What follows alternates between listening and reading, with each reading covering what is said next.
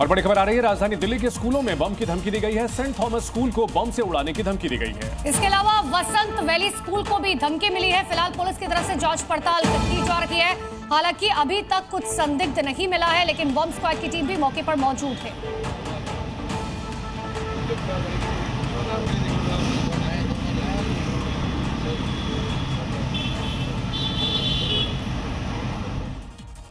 और अब बढ़ते आगे। इंडियन यूनियन मुस्लिम लीग के राष्ट्रीय अध्यक्ष कौसर हयात खान ने कांवड़ियों से लोगों को खतरा बताया है। उन्होंने इसको लेकर गृह मंत्री अमित शाह को लेटर लिखा है। गृह मंत्री अमित शाह को लिखे लेटर में उन्होंने कांवड़ यात्रा को लेकर यूपी और उत्तराखंड में कानून व्यवस्था को लेकर सवाल उठाए हैं। कौसर ने कांवड़ियों की सुरक्षा में लगी पुलिस फोर्स और प्रदेश सरकारों पर भेदभाव करने का आरोप लगाया। उन्होंने यूपी और उत्तराखंड पुलिस पर अपनी जिम्मेदारी ठीक से नहीं निभाने का आरोप लगाया है। कौसर का आरोप है कि पुलिस ने कांवड़ियों को गुंडागर्दी करने का लाइसेंस दे रखा है। उनके उत्पात पर पुलिस आंखें बंद कर लेती है। कौसर ने पूछा कि क्या सारे नियम कायदे सिर्फ मुसलमानों के लिए बने हैं, जबकि दूसरों को खुली छूट दी जा रही है। 15 मिनट की नमाज सड़क पर बर्दाश्त नहीं होती और कांवड़िए कई दिनों तक सड़कों पर उपद्रव करते हैं।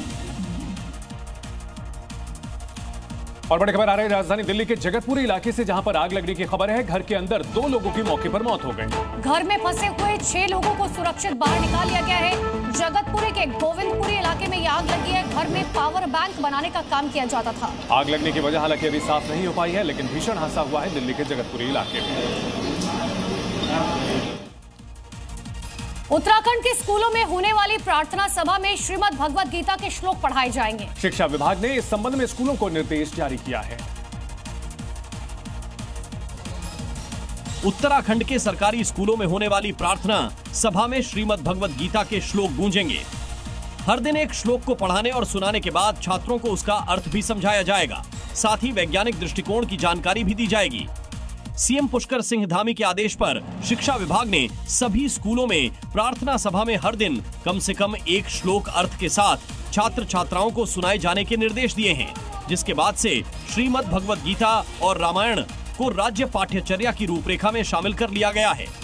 निर्देश में कहा गया है कि श्लोक को न सिर्फ पढ़ाया सुनाया जाए, साथ ही स्टूडेंट्स इसका अभ्यास भी करें। हफ्ते के अंतिम दिन इस पर चर्चा कर फीडबैक लिया जाए।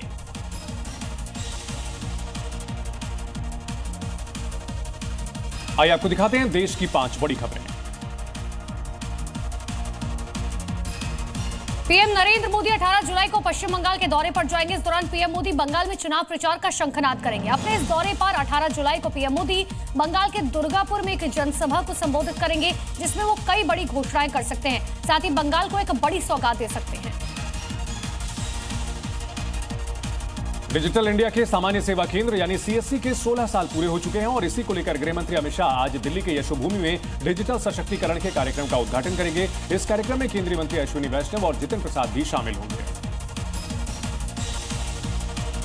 पश्चिम बंगाल में आज तृणमूल कांग्रेस राज्यव्यापी प्रदर्शन करने जा रहे हैं। इस दौरान सीएम ममता बनर्जी कोलकाता में रैली का नेतृत्व करेंगे। दरअसल टीएमसी ने बीजेपी शासित राज्यों में बंगाली प्रवासी मजदूरों को परेशान करने का आरोप लगाया और कहा, वैध पहचान पत्र दिखाने के बाद भी कुछ मामलों में लोगों को बांग्लादेश वापस भेज दिया गया। केंद्रीय शिक्षा मंत्री धर्मेंद्र प्रधान आज गुरुग्राम में साउथैम्पटन विश्वविद्यालय के परिसर का उद्घाटन करेंगे। इस दौरान कार्यक्रम में हरियाणा के मुख्यमंत्री नायब सिंह सैनी भी बतौर मुख्य अतिथि मौजूद रहेंगे। बता दें कि यह कार्यक्रम दोपहर करीब 4 बजे आयोजित किया जाएगा। भारतीय अंतरिक्ष यात्री शुभांशु शुक्ला 18 दिन की अंतर्राष्ट्रीय अंतरिक्ष स्टेशन यात्रा के बाद क्रू मेंबर के साथ धरती पर लौट आए हैं, जिसे लेकर देश भर में खुशी का माहौल देखने को मिल रहा है। पीएम मोदी ने भी इस उपलब्धि पर शुभांशु शुक्ला को बधाई दी। बता दें कि 10 दिन के आइसोलेशन के बाद शुभांशु शुक्ला का सामान्य जीवन शुरू होगा।